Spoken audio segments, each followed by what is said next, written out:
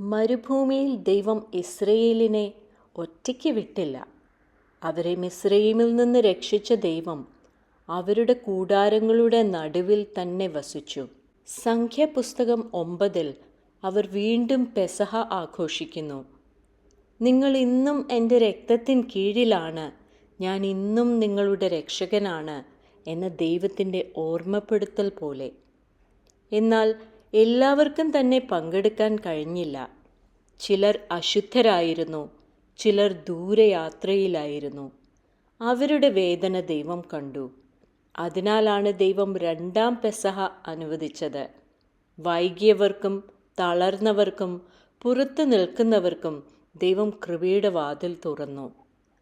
പിന്നെ ആ മേഘസ്തംഭം. മേഘമുയർന്നാൽ അവർ യാത്ര പുറപ്പെടും. മേഘം നിശ്ചലമെങ്കിൽ അവർ കാത്തിരിക്കും.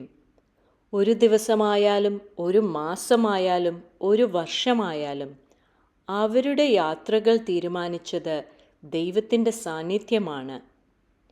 ഇന്ന് നമ്മുടെ പെസഹ കുഞ്ഞാട് യേശു തന്നെയാണ്. അവൻ്റെ ആത്മാവാണ് നമ്മെ നയിക്കുന്നത്.